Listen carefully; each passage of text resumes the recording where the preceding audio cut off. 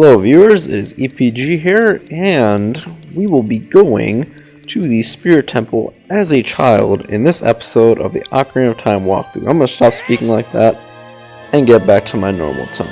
Anyway, so I was editing the video for the last episode out, and I noticed my mic did fizzle out again, so I decided the solution for it is I'm just going to minimize the volume at those points, so yeah. Anyway, as a child, we can now head to the Spirit Temple. So that's what we're going to do as a kid.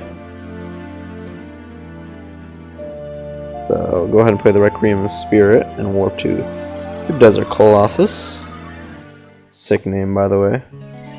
Now, my least favorite part of this dungeon is when you do it as a child. But don't get me wrong, this is my favorite dungeon. I just like doing it as an adult. And I do like the mini bosses, so yeah, it's pretty fun. Let's go ahead and set some things first. I want to set bombs, and yeah, let's use slingshot. So we get another present, and oh, let's let's equip the Hylian shield because our shield can burn in here. I just did a test run of it, and I had an encounter with some of the bats. But anyway, we can head over to this area now, and we see a lady. Okay, so I haven't seen you around here, kid. What do you want? To see the temple? Looking for stages? Nothing really. Pick nothing really. She's like, oh, you have nothing to do? What good timing. Can you do me a favor, kid? Wait a second. I want to ask you first. You wouldn't happen to be one of Ganondorf's followers, would you? And you just say, I hate Ganondorf, and she kind of likes you. I think she gets a little wet too. Just kidding. She says, you got a lot of guts, I think I like you. And she introduces herself as Naburu, the leader of the Gurus. She's actually the lady that was mentioned to you earlier. So she also goes to claim that she is nothing like Ganondorf, because Ganondorf stole from people and he even killed them. So and then she explains the whole thing about a man is born every 100 years into the Gerudo tribe and he becomes the king of the Gerudos, blah blah blah blah blah blah blah blah. And then she even goes on to say that she will never bow to a man like that. She's like, what's your name? Link. What kind of name is that? What kind of name is that, actually? I'm just curious. But she wants us to do a favor. She wants us to go into this area of the dungeon and grab her the treasure, which is, well, actually she tells you, the Silver Gauntlets. And the Silver Gauntlets are actually what unlock the next part of the dungeon as an adult. So she says don't take them for yourself, she wants it. And yeah, they don't work as a kid, so don't even bother trying. So yeah, she just goes on and on. Once there, I'm gonna go steal all the treasure inside and mess up their plans. Wow, someone was actually helping us. So she asks again one more time, will you do it? Yeah. So you kind of team up with the biggest thieves of all. So she's gonna do something great for you, maybe give you a head or something? I don't know. Anyway, enter this little hole and we'll be in a new area. So over here, this part's kind of annoying. So we want to have our bombs out and our boomerang and a slingshot just in case. And right off the bat, you just get absolutely so if you have the at that point, if you have the whatchamacallits, the Deku shield on, yeah, you'll lose it. And yeah, just kill that thing in the beginning. That thing is really annoying. I forgot what they're called. But anyway, now kill these bats. Alright, we need dense fire. That's what we need. We can use dense fire in a bit. So now with that all gone, we can enter this area. And oh, we already have enough seeds. So in this area, you're gonna get one of these guys dropping on you, and just take him out. So my strategy to take him out is to freeze him with the boomerang, and then jump attack him, just like that. So it takes 2 jump attacks. Let's count. 3 jump attacks so far. So 4 so far. Okay, so this guy is gonna be quite annoying. Yeah, so you can only hit him when his shield is not in the way. So So it took 5 jump attacks. So now what you want to do is you want to freeze this thing and then just take out your slingshot and get him. So now this part's a little tricky too. What you gotta do is you gotta aim the boomerang right around here. And you gotta hope, wow, it didn't even hit it. Alright, you gotta hope it curves and hits that switch. But actually, now that I'm thinking about it, I think you just aim forward. No, you can't. No, you can't. Okay. So now what you want to do is you want to enter this little room.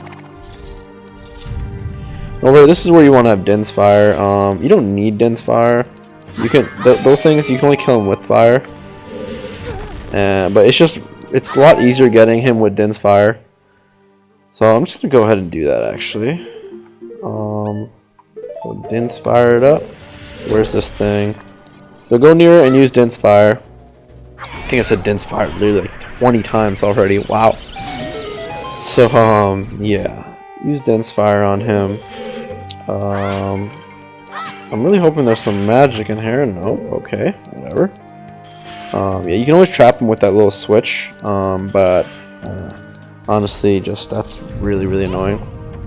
This part's not annoying. It's just this. I hate the shadow, the little hand on the ceiling. That stuff just really annoys me.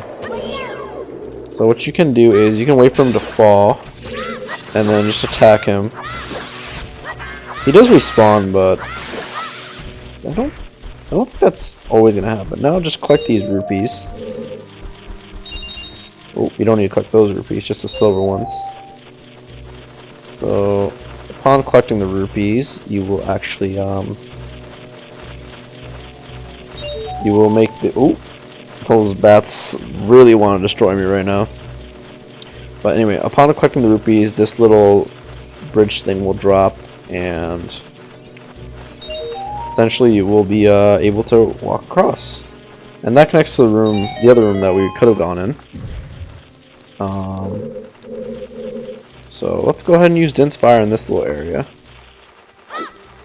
So there's a lot of uses for Din's fire in this dungeon, surprisingly. And that activates. Oh crap! That activates a. I just want to kill these things. That activates a treasure chest, or spawns a treasure chest, I should say. Sorry. And that's going to give us our first key, which we actually do need. Well, I always say that we always need this key. We need every single key we get, so I just want to make that very clear. I'm really stupid sometimes. Anyway, let's just head over this way. And now we can use our key here. I'm hoping these things have magic in them. And nope, no, they do not. So now we can just get rid of Din's fire for now, because we're not gonna get the. You can get the dungeon map as a child, but you do need Din's fire, and we don't have enough magic to use it. So we're gonna go ahead and equip. What are we gonna equip? Let's equip the bomb shoes. I think this is the part with the bomb shoes. So what we want to do is we want to take out these Skulltulas. There's just 2 of them. There's a golden Skulltula here too, but that'll be another guide for another day.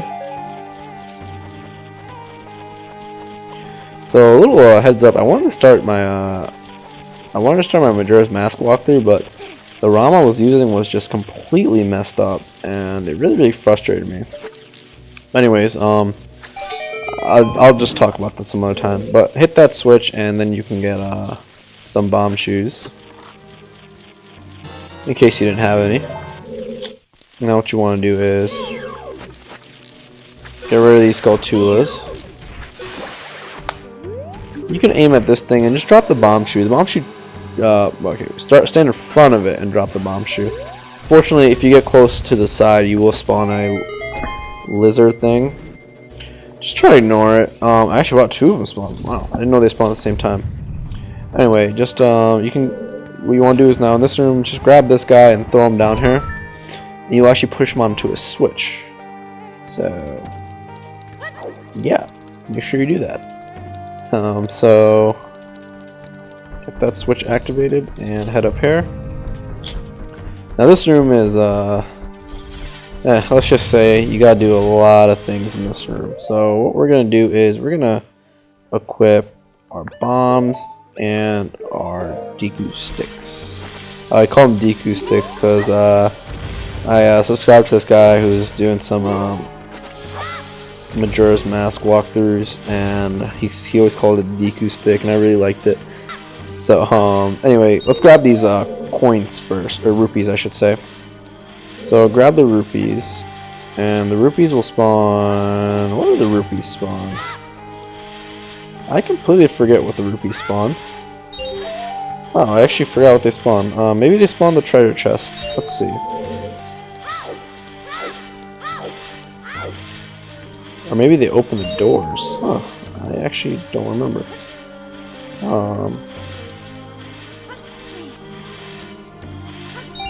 Oh, okay. So they spawn the fire. So what we want to do now is... I'm just going to move this out of the way. You can do this in any order you want to. I just like doing everything that's right next to me. That's just a personal thing. But do it any way you want to. I'm not going to judge you. Now the second thing I'm going to do after spawning the fire is I'm going to push this thing into the light. Now as we saw with the bomb shoes thing, when we blew up that little hole in the wall, the sunlight came in and activated the little sun idol thing. I don't know what that's called. But yeah, when you shine light on these things, they have a really creepy smile and they activate stuff. That's going to open the door.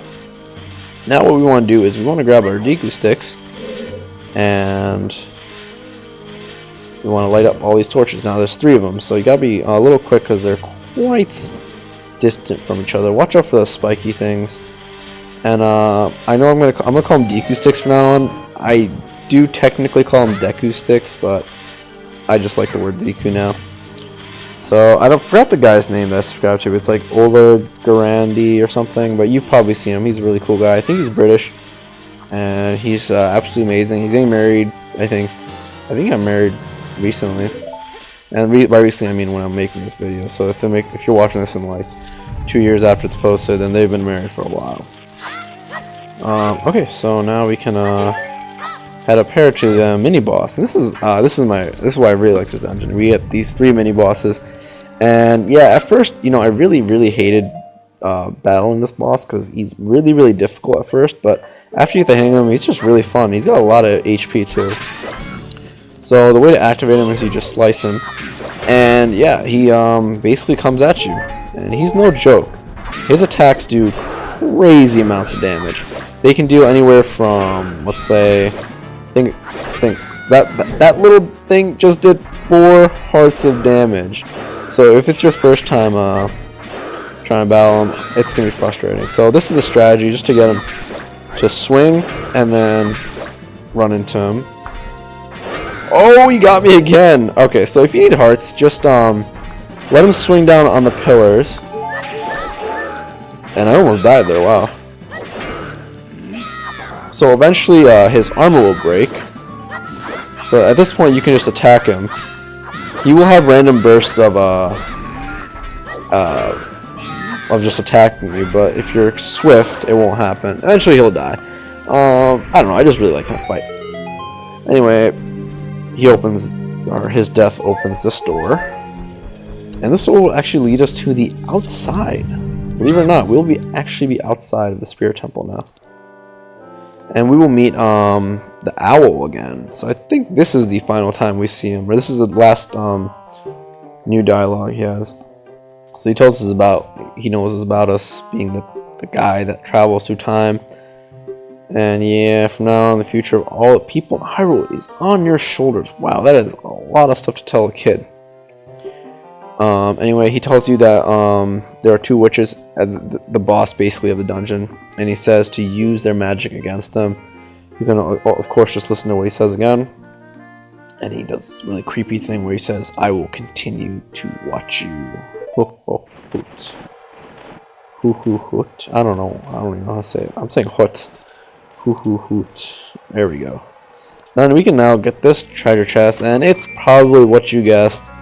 Yes, the wow, I forgot the Silver Gauntlets. Yeah, so you finally got the Silver Gauntlets. You feel the power in your arm, and yeah, so you can basically lift anything. Not anything, but a lot more items like the big rocks, and we can even push that boulder in the Spirit Temple. but we can only use him as an adult. So yeah. Anyway, you hear a shriek coming, and you hear a shriek coming from the bottom, and it's Nabooru, as you might have guessed. She's being taken away. And yeah, by fiends of Ganondorf, according to her. Those are the witches that he was talking about. She tells you to get out of here, and even tells you that they're using black magic against you. Now, if you know anything about black magic, that shit is serious. So Link has got some balls going against these gals. And anyway, he's like, "What the hell? I think I just shot myself." And yeah, he's kind of in denial. So that will end today's episode. We will head over back to the Temple of Time, and I will be transforming into an adult and finishing this temple as an adult. So let's warp back. Yes, please.